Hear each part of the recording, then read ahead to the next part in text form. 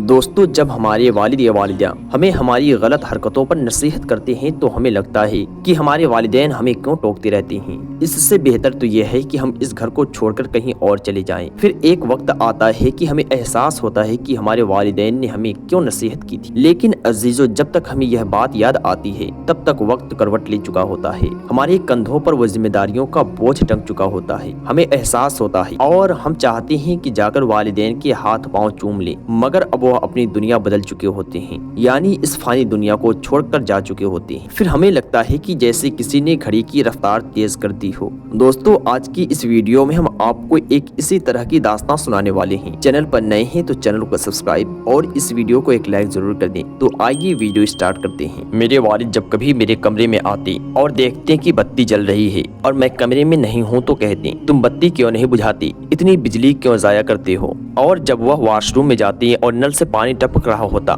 تو زور سے کہتے، تم نل کو اچھی طرح بند کیوں نہیں کرتے، اتنی پانی کی بربادیاں کیوں کر رہی ہو؟ ہمیشہ وہ میرے اوپر تنقید کرتے رہتے اور مجھ پر الزام لگاتے کہ میں سستی کا شکار ہوں، چھوٹی اور بڑی ہر بات پر ٹوکتے، یہاں تک کہ بیماری کی حالت میں بھی۔ پھر ایک دن آیا جب مجھے نوکری ملی، وہ دن جس کا میں بے صبری سے انتظار کر رہا تھا۔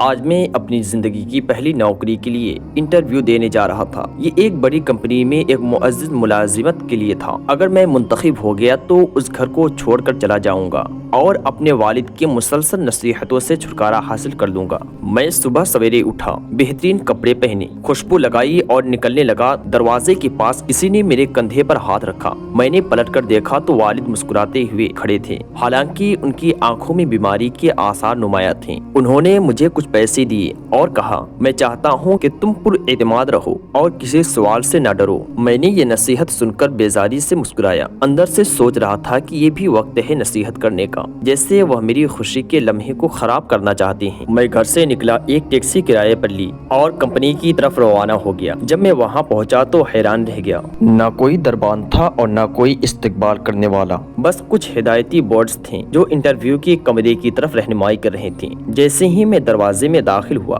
دیکھا کہ دروازے کا ہینڈل اپنی جگہ سے نکلا ہوا ہے اور ٹوٹنے کے قریب ہے۔ مجھے فوراً ہی اپنے والد کی نصیحت یاد آئی تو میں نے فوراً ہینڈل کو درست کیا۔ آگے چلتے ہوئے میں نے دیکھا کہ باغ میں پانی بھر گیا ہے، ایک تالاب کا پانی بہ رہا تھا، شاید مالی اسے بھول گیا تھا۔ مجھے والد کی پانی کے ضائع پر ناراضگی یاد آئی۔ میں نے نل کی رفتار کم کر دی اور پانی کے دوسرے تالاب میں بہنے دیا۔ عمارت کے اندر پہنچا اور سیڑھیوں پر چڑھتے ہوئے دیکھا کہ روشنی کی بتی دن کے وقت جل رہی ہے۔ مجھے والد کا چہرہ یاد آیا اور فوراً بتی بجھا دی۔ جب میں انٹرویو کے کمرے میں پہنچا تو دیکھا کہ بہت سے لوگ نوکری کے لیے موجود ہیں۔ سب کی طرف دیکھتے ہوئے میں نے سوچا کہ میں ان کے سامنے کس طرح معمولی نظر آ رہا ہوں۔ پھر دیکھا کہ جو بھی انٹرویو دینے جا رہا ہے چند منٹوں میں واپس آ رہا ہے۔ میں نے سوچا کہ اگر یہ لوگ اپنی تمام قابلیت کے باوجود کامیاب نہیں ہو سکیں تو میں کیسے ہو سکتا ہوں۔ میں نے انٹرویو چھوڑنے کا فیصلہ کیا، لیکن جیسے ہی میں نکلنے لگا میرا نام پکارا گیا۔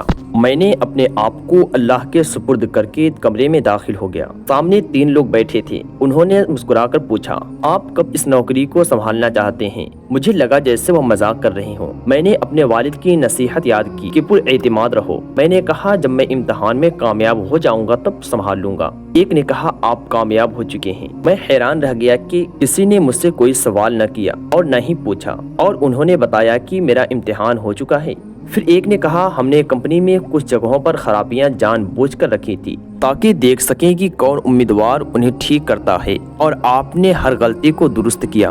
اس لمحے میری آنکھوں میں آنسو آ گئے۔ میں نے اپنے والد کی تصویر دیکھنا شروع کیا، وہ سخت مزاج جو ہمیشہ میری بھلائی چاہتا تھا۔ مجھے گھر واپس جانے اور ان کے ہاتھ چومنے کی شدید خواہش ہوئی۔ جب میں گھر پہنچا تو وہاں لوگوں کا ہجوم دیکھا، سب کے چہرے پر دکھ آثار تھے۔ میں بہت دیر سے پہنچا تھا، میرے والد چلے گئے تھیں اور میں ان کی محبت اور نصیحتوں کی قدر کرنے میں دیر کر گیا۔ والد، آپ نے ہمیشہ مجھے درست راستہ دکھایا اور میں آپ کا شکر گزار ہوں۔ دوستو، زندگی کو سمجھ جانے والے اکثر خاموش رہا کرتے ہیں۔ کبھی بھی کسی کو کمزور سمجھنے کی غلطی مت کرنا۔ ہر خاموش انسان نہ تو بزدل ہوتا ہے اور نہ ہی کمزور، کیونکہ لوہا کبھی خراب نہیں ہوتا، وہ ہمیشہ اپنی ہی زنگ سے برباد ہوتا ہے۔ اسی طرح انسان کو کوئی برباد نہیں کر سکتا، اس کی سوچ اور دوسروں سے امیدیں ہی اس کو برباد کرتی ہیں۔ دوستو، ویڈیو اگر پسند آئے تو چینل کو سبسکرائب ضرور کر لیں۔ تب تک کے لیے اللہ حافظ۔ اللہ آپ سب کا حافظ و نگہبان۔